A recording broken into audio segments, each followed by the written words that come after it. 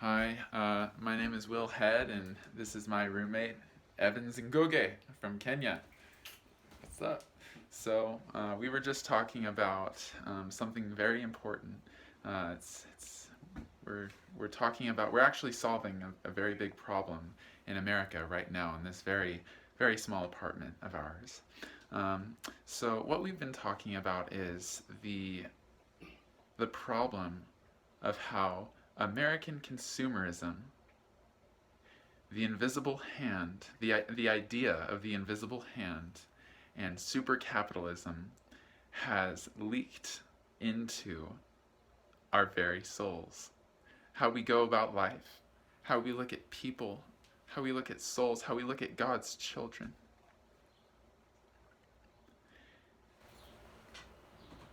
So, this whole concept of the invisible hand, um, it's a theory that says if each individual would just look out for their own best interests, that everything will work out in the economy and that everyone will get what they need.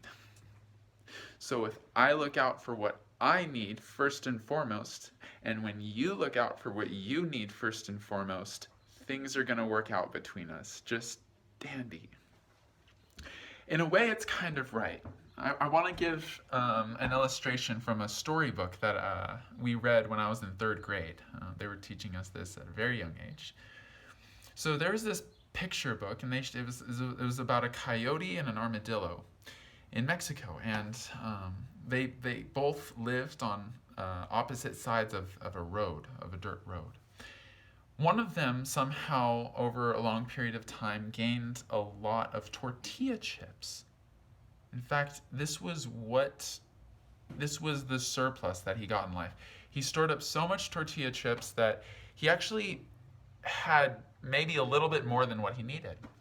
On the other hand, the armadillo got his hands on a whole lot of salsa.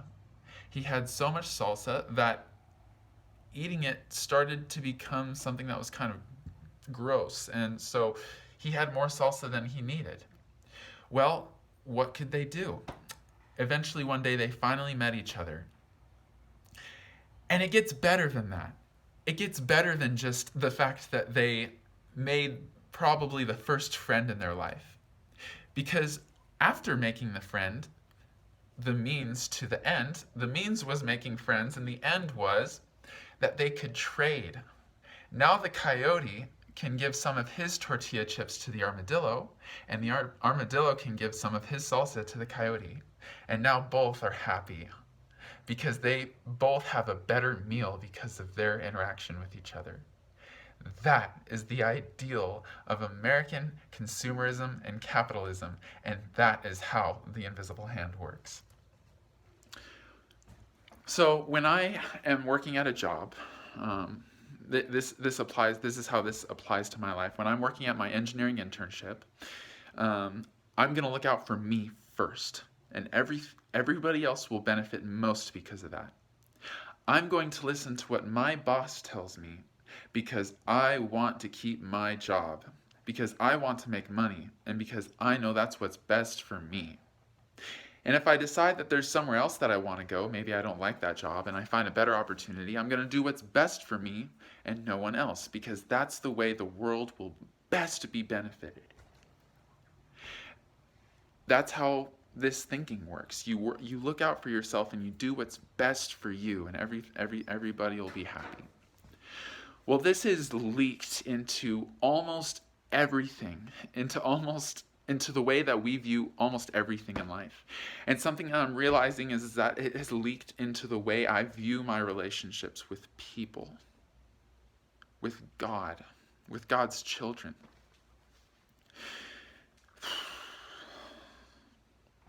And specifically when it comes to marriage.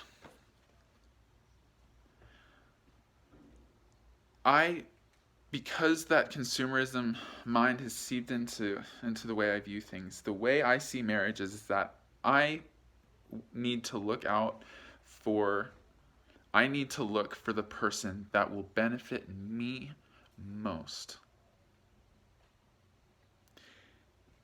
And then hopefully I'll have what she needs most. But you know what? That's not really my concern. That's her concern to worry about. All I need to worry about is what benefits me the most.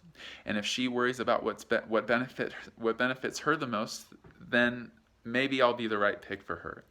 By both of us looking just out for what each person themselves needs the most, both people will be happiest.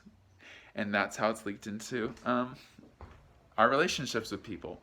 Keep in mind that divorce rates in America are very high, even in the church, and there might be something wrong with viewing people like this. I'm going to hand it over to my good friend Evans, so that he can give an illustration of how this might play out in our lives.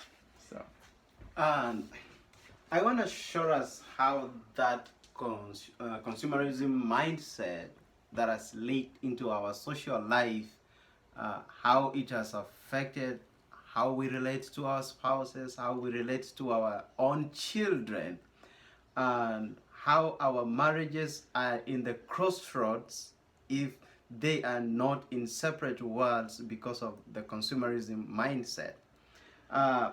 The way I look at that is like that the consumer mindset tells me that I can have whatever I want and whenever I want it. Now, for example, if you are a spouse or a couple, take this to be your husband and this to be your wife.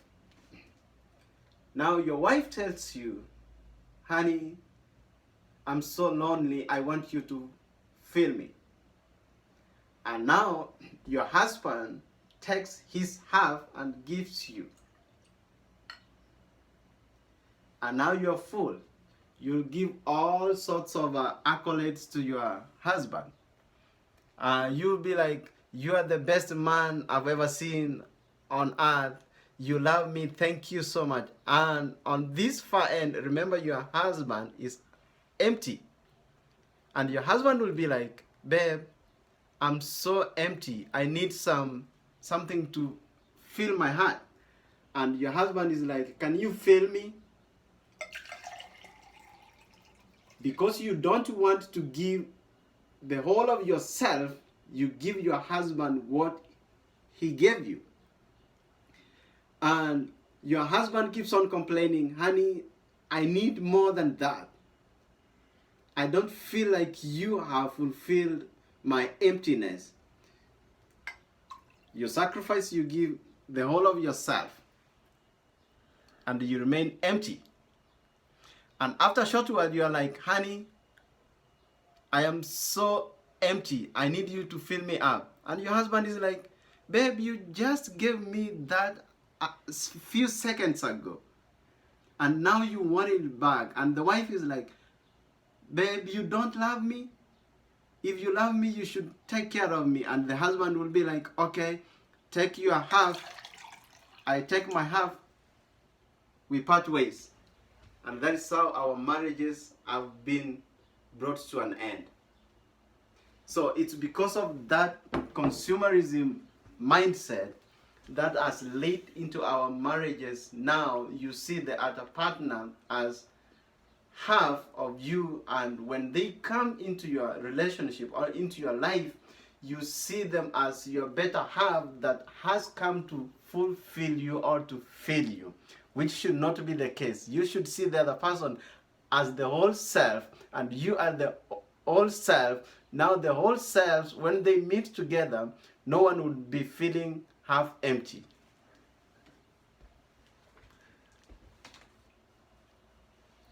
See you next time. So what we want you to do is oh yeah, so we don't have an answer.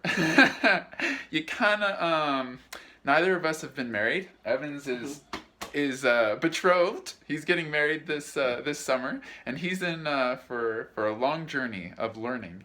Good luck, Evans. Thank you. I'm excited for you. So if you have any thoughts about this, if you have a solution, go ahead and post. We'd love to hear your thoughts, and God bless you. We love you.